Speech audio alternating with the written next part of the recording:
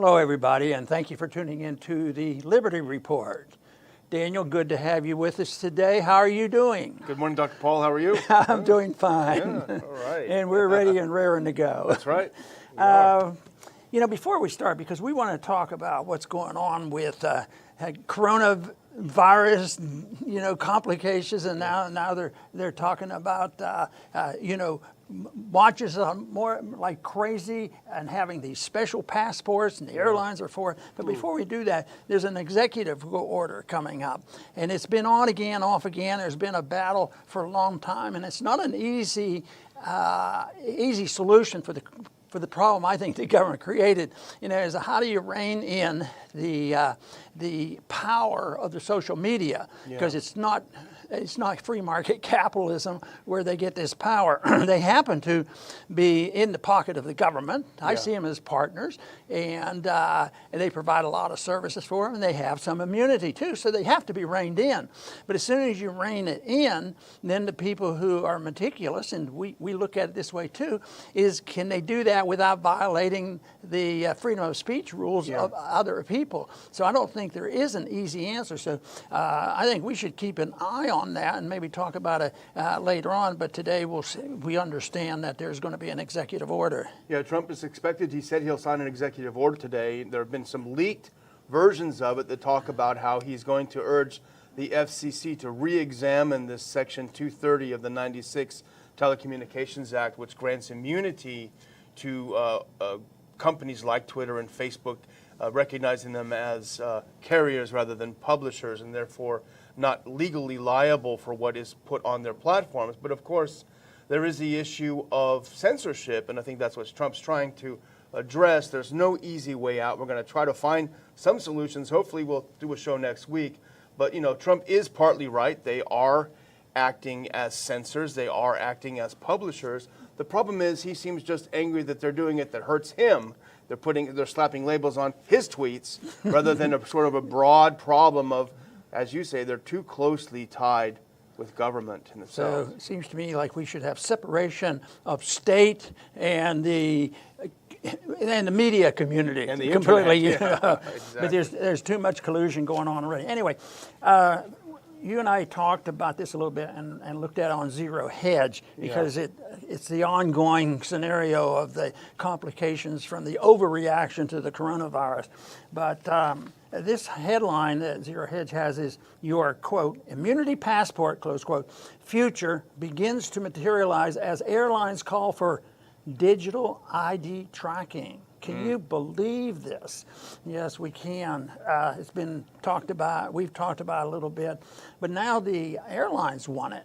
But the airlines have never been, the perfect example for free markets. I remember they were very much involved in security before 9/11, and it was because of that the airlines became dependent on the government. That and they weren't to resist and really set the stage for 9/11. So they haven't been there, but now they're calling for it. And there's one of their trade groups, IATA, has 299 airline people involved, and they want it. But they want protection, they want money, they want bailouts. So it's once again not part of the free market. So they're very much in bed.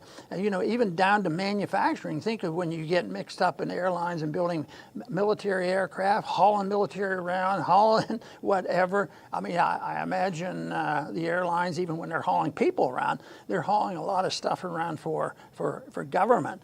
So this is something, but this tracking now will be done, and the airlines like it. And that means the government's supposed to take care of it, which I don't think is the right way to go, obviously. But the people that want this, I think that we'll all be safer. But after 9/11.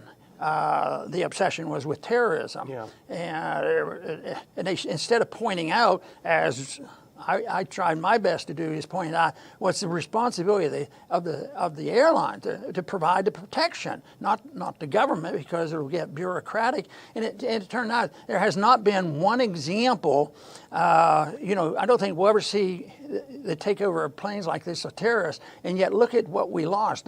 The penalty really fell on the American people. We still have the TSA, and it's on and on, everything, and all we have to do is terrorism, terrorism, terrorism. Now it's virus, it's a virus, it's a virus, it's a virus is coming. Oh no, your numbers are getting better, but that's just a fluke, you know. It's not that good. It's much worse than you're saying, and you're un-American to say that the people aren't all going to die, you know, from the virus.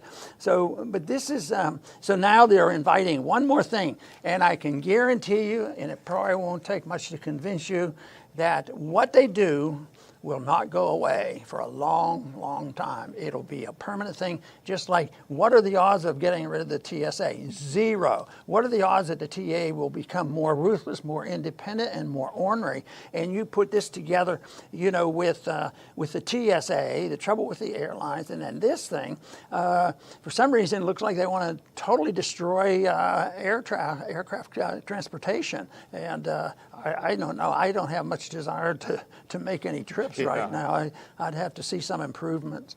Well, here's how we know it'll be permanent, Dr. Paul. It's titled Temporary Biosecurity Measures. Yeah. That's how it is. But just like, as you say, the airlines love the implementation of the TSA because all of a sudden they weren't liable. They offloaded all the responsibility onto the federal government. It was basically like a welfare for them. But, you know, this really is globalism at its worst. It's all of these 244 global airlines. International Air Transport Association released this publication, Temporary Measures. And it includes all sorts of onerous things like contact tracing, temperature screening at airports, physical distancing, face covering, being tested for COVID upon entry to the airport. And so this, how I see this, maybe you see it differently, Dr. Paul, but I think they're going to make air travel so miserable that people are going to be clamoring for this immunity passport. The governments are creating the problem. Oh, it's so miserable. I got to get all this poked and prodded to get on a plane. Oh, here comes something really nice and neat. Check this out. Gates and Fauci love this. This is their big deal. So this is what they're going to do, an immunity passport, facial recognition, retina scans, fingerprints, all in it, your entire medical history. And actually, here's one of the companies that's working on it. We have a little clip of this, CovaPass, you know, and this is ominous looking. Here's how it works. As a secure digital health passport, CovaPass links and displays a certified COVID-19 test result to the user's health and immunoresponse using a secure biometric gateway, allowing individuals to return to work and life safely. It's going to be RFID, it's mobile phone, many different ways. But that's interesting, the word work, because I think the airplane is the beginning of this. It's going to be everything. Got to go to church, got to go to work, do your CovaPass. It's like the USSR. Yeah, and this was introduced, like I said, you know, hysteria, which much of that was a serious concern on the terrorism thing. But the opening up the door and doing things that aren't related. You know, they tested the TSA and they flunked every test ever. Everything, you know, every time they planted something to see if they catch it, they never caught anything. So it's totally useless. But there's a lot of good jobs out there, you know, and they're still working. And once they deal with infections, then they have to deal with all infections. So they have to have the total medical record, and to get this immunity pass, that will be in it. Bill Gates must be having a great time. He might be saying, "See, I'm just a little old guy here with a couple bucks, and we're winning this. All these zombies, they just go along with anything we suggest." Yeah, so, and all he has to do is hire a guy like Fauci. Yeah. But also, the other thing that always happens with this is if they can know about our social history and our medical history, what about our political history? Yeah. That's going to be tagged in there. I mean, who knows? They might even resent libertarians. They might say, what are you guys doing? You don't belong here. So this is really a dangerous thing. And right now, I think the momentum is against us for this, and you described it so well. Just get it over with and let us go over. You mean I have the ticket? I can just get on the airplane. Oh, I just give them a little bit about my medical history, and that's important. We don't want people coming in this country that's sick, this sort of thing. So all of a sudden, make me safe, make me secure, make sure I have a safety net, and government is a wonderful thing to have until the facts will prove that governments aren't very smart as a group, and they usually fail in what they do, whether it's a war overseas or a war against the American people or a war against a virus. They always fail. Yeah. But they always succeed. Some people argue with me, no, they're getting what they want. And some of these people are Marxists, and some people want to have the control. And if they can create this chaos, then they're quite pleased, because that's their opportunity. Fear, and there's a lot of fear even today, even with the statistics falling in our direction. Showing that this may be 80% over. This sort of thing, and that there's an explanation for some of the statistics, and they do. That's one of the things I think has just been horrible, how they fudged the numbers and made it look, and the deaths from coronavirus much less than they said, and it's and we mentioned this yesterday, much lower if you take into consideration the unusual circumstances of the nursing home, especially when we pushed people into the nursing home and didn't protect them. So this is. But in spite of that, there's still a lot of people that are terrified by this, and they have learned to be very complacent and dependent. The government will take care of them. But we're moving into an era where the proof of our argument is going to be very, very strong. The governments fail. They fail in medical care. They're involved in medical care, and look at the mess they're making. Yeah. They're involved in airline travel, and look at what they're doing there. It's total failure. But the economy is failure. And that's coronavirus. Coronavirus was sort of like a match, and it made it much, much worse. But the swing in the business cycle is caused by the monetary system and the Federal Reserve. And so the unemployment now, yes, it was aggravated and made worse and accelerated by coronavirus. But it's really a consequence of the boom-bust cycle by the Federal Reserve and the spending in Washington, D.C., which now, one thing that seems to be established is don't ever ask a question about spending. Don't ever bring up the subject of debt and deficit. And there isn't until when it is. That means that's a rush away from the dollar, and that's when we're going to have the price inflation, and there's not going to, and this will be all forgotten. Yeah. Well, you make a great point about going back to this card just for a second, this immunity card. They can put anything they want on it. We wouldn't even know. We know that when the FBI does reports on domestic terrorism, they often include liberty movement types, Ron Paul, people that are attracted to Ron Paul movement. They always put those in the category, and we've talked about it before. But what if they put other things in there? What if they put your psychiatric history? Maybe you you saw a psychiatrist. Oh, it comes out on you. We don't want this guy in the plane. What if you have an alcohol problem? Oh, we don't want this guy in the plane. What if you suffer from depression? Those people are not stable. We can't have them on the plane. So on and on it goes. It's just to make you safer. And it is enough to actually make you depressed to think about this, which is really when we're moving into our next subject, which we even have a little thing here, Dr. Paul. Coronavirus survey, one third of U.S. adults have symptoms of depression or anxiety. This is a new study of Americans' mental health in the coronavirus era. People are feeling very sick mentally. And we've already talked about this on the program, and it's in the news, that there's a lot more suicide. I think in the last month there was as much as, last couple of weeks, as much suicide threats as there was in the past whole year. The whole year in California, so there's an epidemic. There's an epidemic of suicide. And it's understandable. And, there is the fear that has been built up artificially over the virus, is one thing. And people do die when there's mistakes made. These collective mistakes like prohibition, you can't use the medications that are available, and get involved in these things. And that is all made much, much worse by doing this. And The other thing is I believe from the people that I talk with who really get down in the dumps are the ones who they're having trouble paying their bills and sending their kids to school. You know, before any of this came up, the stock market or coronavirus, there was a statement that, you know, only half the people have a couple $1,000 enough for a month, you know, live on. It wasn't because they didn't believe in savings. Prices, you know, costs were going up, and it was difficult to do this.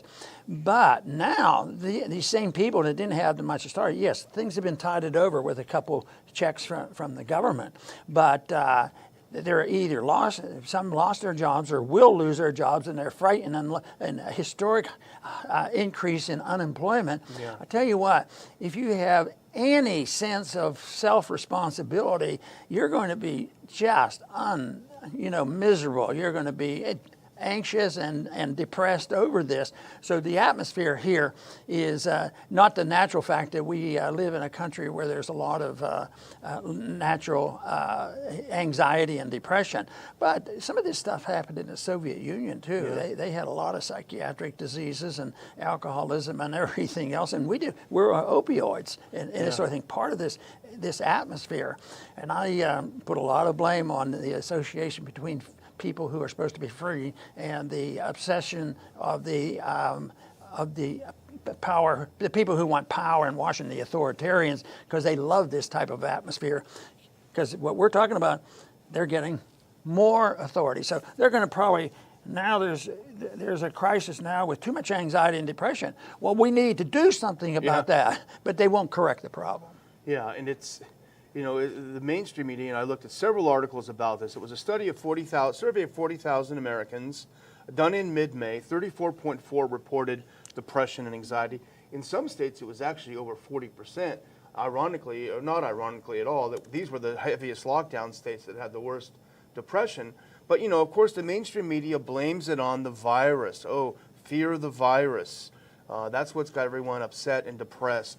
But they'll never admit it was a fear of a government response to the virus. It was depression by the government forcing you to stay home, forcing you not to go out. Look at all the people, Dr. Paul, I'm sure you've seen, they couldn't even visit grandma in the nursing home because of shutdown, lockdown, and this happened over and over in the country, and now we're facing the possibility of food shortages and people losing their jobs. It's all a result of government action, overreaction to the virus, but they'll never admit that. No, and it fits into the scenario what's happening up in Minnesota, where the governor said no elective procedures. Yeah.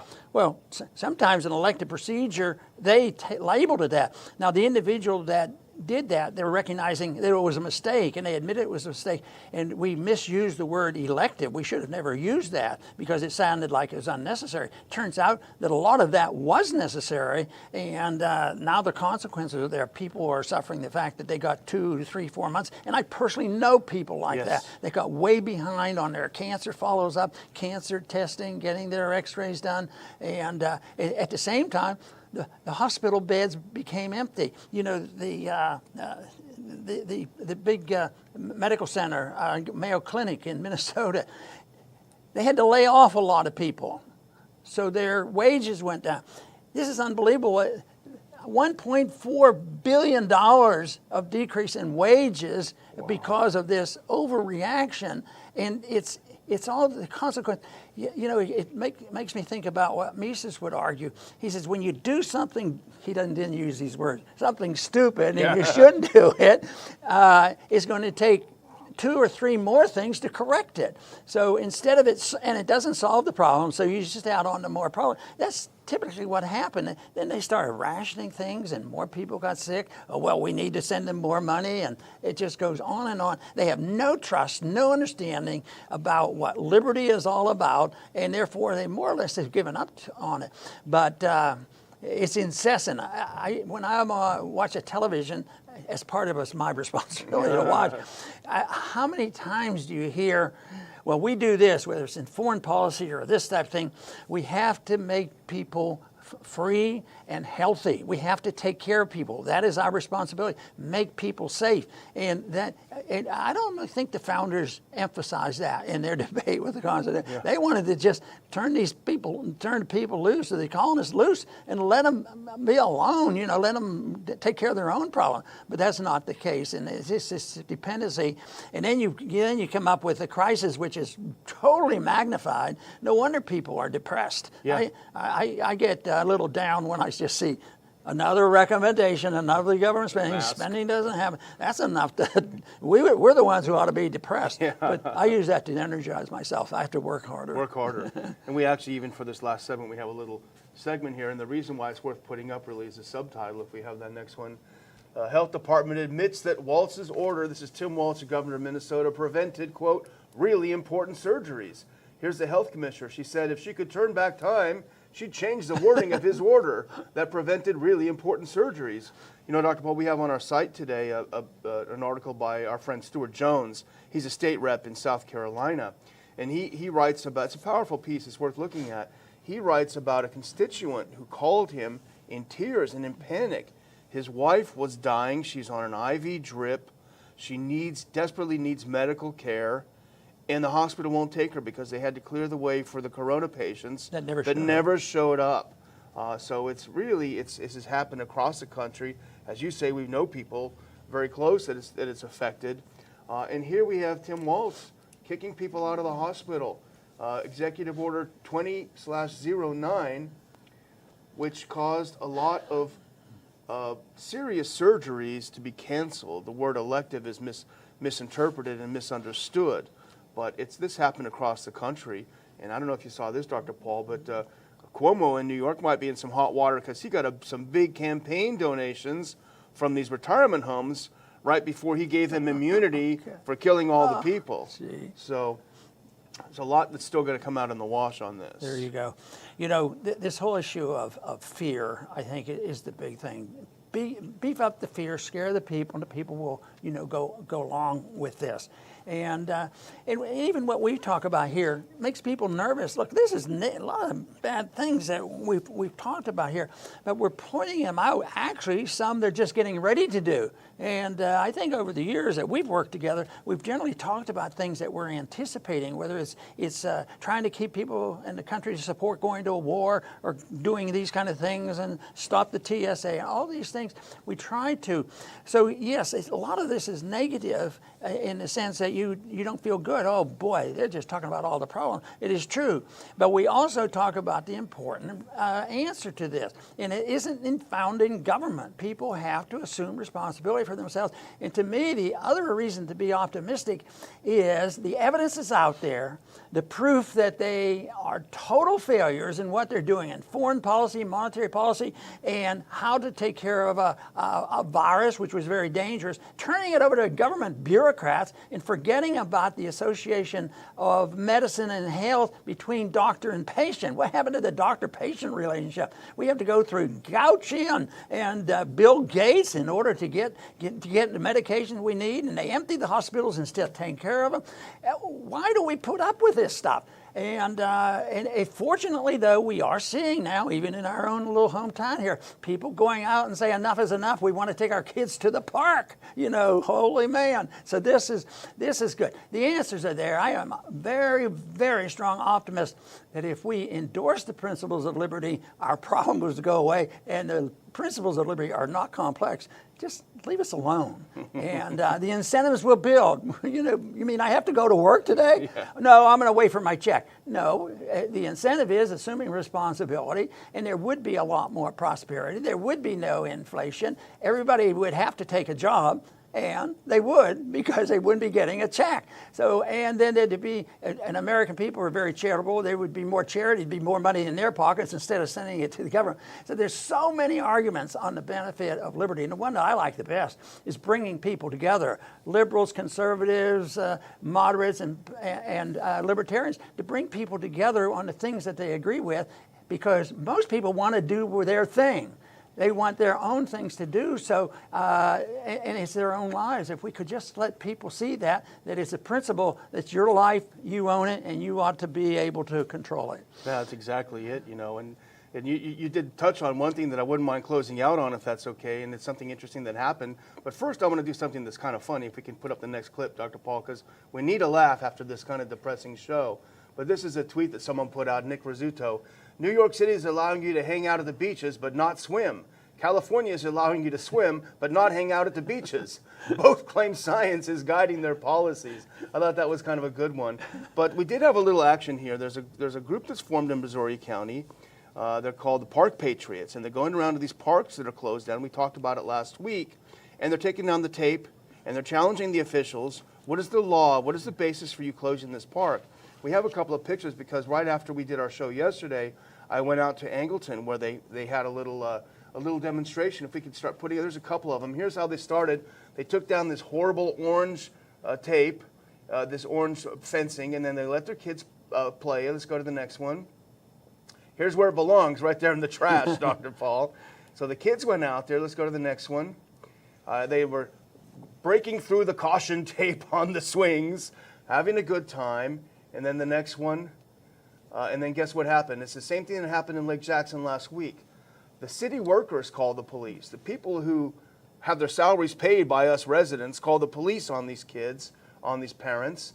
And the police showed up, and it was fascinating because just like in Lake Jackson, they knew their rights, and they knew what they were standing for, and they questioned the police. He came in there very strong and very heavy. In fact, he had "We the People" tattooed on his arm. And one of the parents said, well, this park is for we the people, like you have on your arm. And they told him, this is not a law. This is a guideline that you can't enforce it. It's a guideline. And in fact, after they educated the officer, he turned around and walked away. And it was kind of a standoff for a while. And then he had to come back and he said, you know what? We talked to the chief of police. He said, you guys can play in the park. And it was another victory, 2 victories in a row. And so it just goes to show, in a small way, it didn't change the world, but in a small way, everyone felt great. All the parents were congratulating themselves and super happy. The kids were ecstatic. They got a pretty important civics lesson, which homeschoolers get. And it's just a little way of fighting back and reclaiming some of our rights and some of our liberties. So it was great. I was out there with them, and it was just great to be part of it. Very good. Homeschooling is a good idea. That's why I put a lot of time and effort in the Ron Paul homeschooling curriculum too. But I just want to close rather quickly right now because I like to keep things as clear-cut as possible in understanding this. But if we're dealing with this, we talk about liberty and we talk about what the power is of government and what they can and can't do and what the Constitution says. But if you want to summarize it, I think it's have 2 words: voluntarism, where people do everything voluntarily. Both sides have to agree, and that's the way the economy is supposed to work. But all social activity and all foreign policy activity should be that too. Voluntarism versus authoritarianism. What we have been witnessing is the authoritarians in government and creating this crisis unnecessarily. At the same time, we see the answer coming from voluntarism. Nobody was forcing these kids to go out and go for a swing and use the swings in a park. So I vote for voluntarism. I vote against the authoritarianism, which is arbitrary, unnecessary if you're interested in a free society. And what we should understand is that if you want peace and prosperity, that's where you'll find your answer. I want to thank everybody for tuning in today to the Liberty Report. Please come back soon.